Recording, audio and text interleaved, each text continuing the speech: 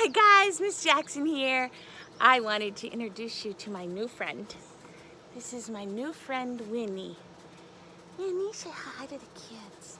Hi kids. Isn't she adorable? Oh, her little tail is wagging.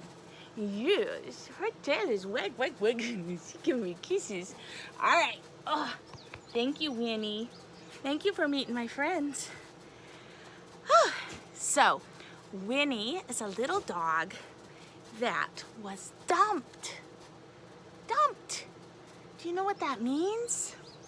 That's when somebody has a dog or a cat or an animal that they can't take care of or they don't want to take care of anymore, and so they take it out in the country and they put it somewhere, maybe near a house or maybe not. And it's very sad, and it's not a nice thing to do. And you don't know if that little doggy or that kitty is going to find a place or if it's just going to be hungry and alone.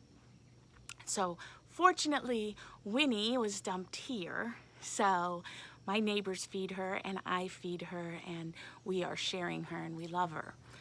But it might not have ended up that way. So I just want to say to you, don't ever get an animal that you can't take care of, okay? And if something happens so that you can't take care of them, then you need to find a good home, somebody who will take good care of them instead of dumping them, because that's not good.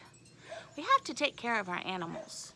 When we bring a dog or a cat or a bunny or any kind of animal into our home, we have to take care of them. We've got to feed them and water them and make sure they get exercise and love and hugs.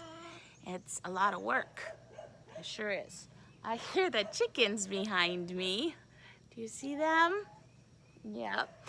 And did you see them? I can't tell. There they are. And I also have a sunflower I wanted to show you. Check that out. You see how tall that is? It doesn't have the bloom yet, the pretty yellow bloom. It's just a tall plant right now. But those dogs are barking. It's not Winnie and it's not Bo. It's a different dog. And the sunflower. So when I was 5 years old, I went to visit my grandma, and she had tall sunflowers that were taller than me, and I always wanted to have them. And so now I grow them every year, and they get tall like a tree, and then they have a big yellow flower, and then after the flower dies, they have seeds. And the birds come and they get on top and they eat the seeds. So it's like having a bird feeder. So if you have never planted a sunflower before, I suggest you do so. Hey, hush! Hush! It worked. Okay, I have a book to read for you about a kitten, since we were talking about taking care of dogs and cats. And I just liked the picture. So we'll see if the book is good. I hope so. It's called Kitten's First Full Moon, and it's by Kevin Hinks. It was Kitten's first full moon. When she saw it, she thought, there's a little bowl of milk in the sky, and she wanted it. Look at those lightning bugs. So she closed her eyes and stretched her neck and opened her mouth and licked. But Kitten only ended up with a bug on her tongue. Poor kitten. Actually, poor bug, right? Poor little bug. Still, there was the little bowl of milk just waiting. So she pulled herself together and wiggled her bottom and sprang from the top step of the porch. But Kitten only tumbled, bumping her nose and banging her ear and pinching her tail. Poor kitten. Still, there was the little bowl of milk just waiting. So she chased it down the sidewalk, through the garden, past the field, and by the pond. But Kitten never seemed to get closer.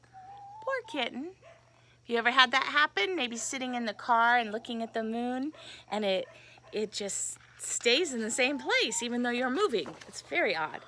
Still, there was the little bowl of milk just waiting. So she ran to the tallest tree she could find, and she climbed and climbed and climbed to the very top. But Kitten still couldn't reach the bowl of milk, and now she was scared. Poor Kitten. What could she do? Oh, no. Then in the pond, Kitten saw another bowl of milk, and it was bigger.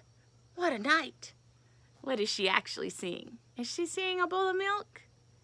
No, she's seeing the moon reflected in the pond.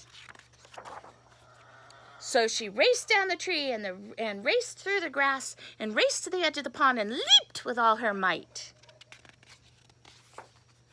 Poor Kitten. She was wet and sad and tired and hungry. Oh, no. Oh, no. So she went back home. And there was a great big bowl of milk on the porch. Actually, milk isn't so good for kittens, but oh well. Just waiting for her. How sweet is that?